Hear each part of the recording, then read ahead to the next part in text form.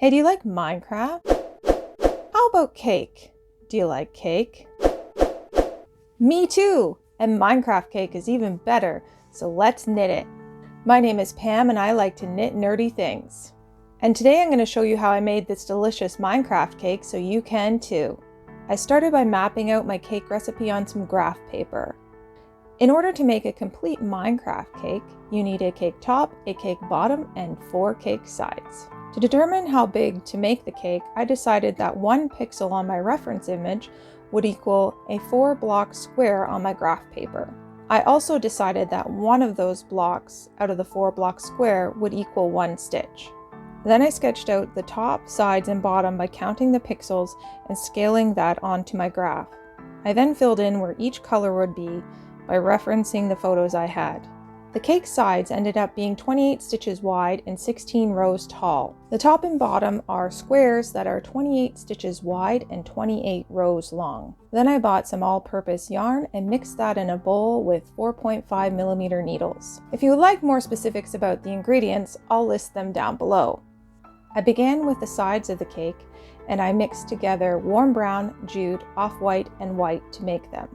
I cast on 28 stitches and followed the recipe, aka the graph, in stockinette stitch, where I knit the colors in the graph from right to left and purled the alternating rows from left to right. I added new ingredients as needed, being careful to combine them with the other ingredients to prevent holes.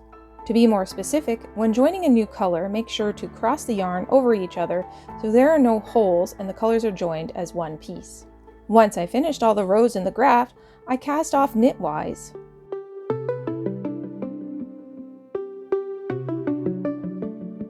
Then I made 3 more sides exactly the same. I then decorated the top in the same manner using off-white, white, and country red. I cast on 28 stitches and worked the 28 rows of the recipe, adding colors as needed, and being careful to not create holes by wrapping the yarn when joining a new icing color. As a side note, I wasn't too concerned about the appearance of the back side as it would be inside the cake when completed. But I did carry the yarn along the rows if needed by looping the carried yarn color over the working yarn color every few stitches. Then I cast off the cake top knitwise and set it aside to rest. The bottom of the cake I knit with 1 shade of warm brown.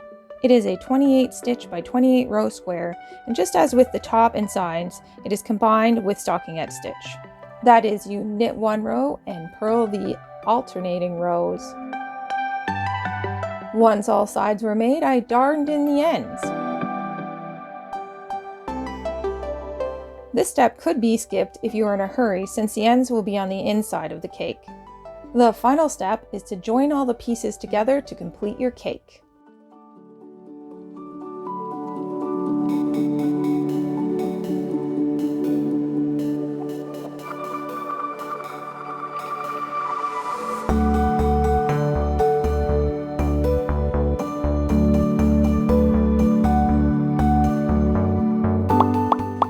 I sewed the pieces together with right sides facing. I started by attaching the sides to the top of the cake. Then I sewed up the sides, keeping the piece turned inside out.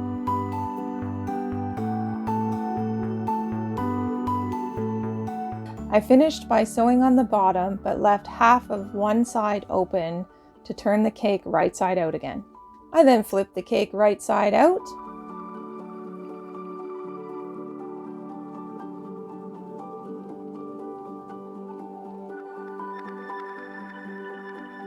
Then grab some filling and stuff the cake to the desired firmness.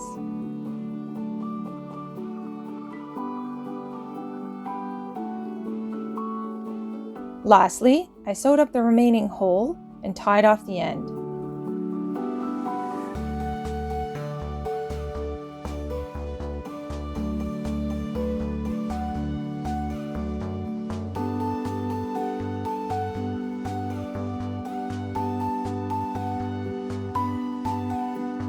And then my cake was ready to be served. Would you like some?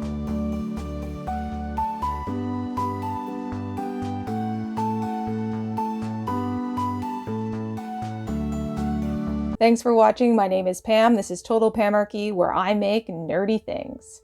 Before you go, don't forget to subscribe, hit that bell, and have a slice of cake. Until next time, bye!